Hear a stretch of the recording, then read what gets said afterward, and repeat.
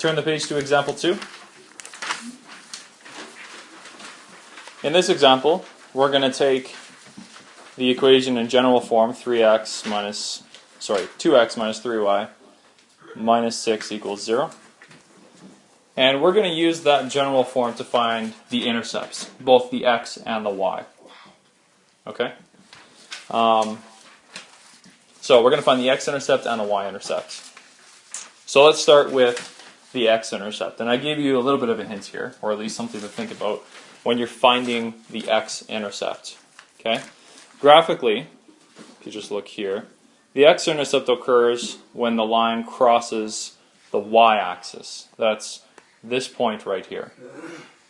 What is the value of y at that point? Whatever it is. The value of y. 0. Right? If you were to tell me the coordinates of that point, you can't, at least with the amount of detail I have here, you can't know the x coordinate, but you can know the y coordinate. It's 0, because it's right on the y-axis. Or the x-axis. Yes, that's what I meant to say. Got that? What we can do is we can take our equation in general form, force y to be 0, and if we do that, x will be, the value of x will be where it crosses the x-axis. It will be the x-intercept.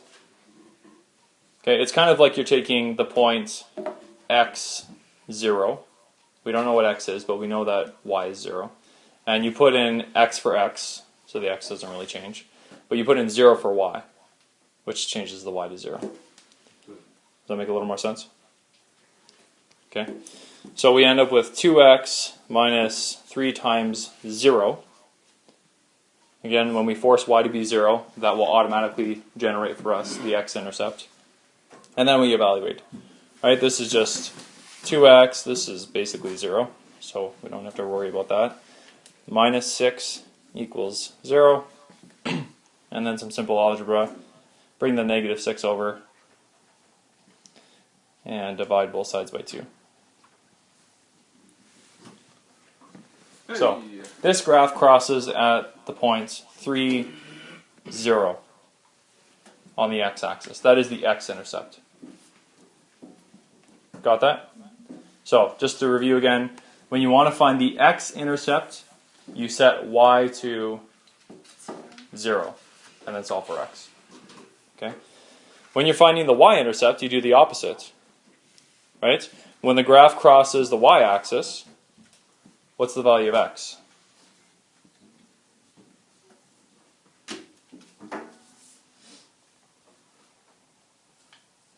All together now. What? What was the question? When the line crosses the y-axis, what is the value of x right here? If you were to tell me the coordinate of that point. 0. 0. Right? So if I want to find the y-intercept, I set x to 0, and then solve for y. So we're just doing the opposite of what we did in the last problem. Do you guys understand that? Your silence does not convince me. Yep. Yes. Okay. Woo. So in this time we're going to set x to 0. Last time we set y to 0. That gave us the x-intercept. This time we set x to 0. That'll give us the y-intercept. Okay? So let's solve for that. So I have 2 times 0 minus 3y minus 6 equals 0. Which is just 0 minus 3y minus 6 equals 0. Bring the 6 over. Negative 3y equals 6. Divide both sides by negative 3. And y is equal to negative 2. I know I'm crashing through the algebra quick, but you guys follow? Yes. Yeah? Okay. Good. How is this useful? Because now you can find both of them, not just one. True. Yeah, okay, so that's one way. Another useful thing about this is it gives you the ability to graph the line without the slope. Remember how last time you used the y-intercept and then you use the slope as like directions and you go like up so many and then over so many? In this case, we have 2 points, the x-intercept and the y-intercept. We can plot those 2 points, draw a line through them, and we have our graph. Okay, so it's just another way of graphing a line. So I'm going to plot these 2 points, 3, 0 for the x-intercept, right there, and 0, negative 2 for the y-intercept. And then I'm going to draw a line between the two. Okay, and please use a ruler as you do this. I'm going to do my best with the stylus. I've tried a ruler with a stylus. Bad idea.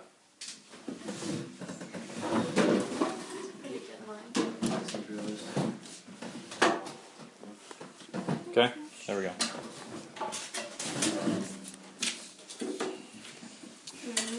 So I just want you to notice something again.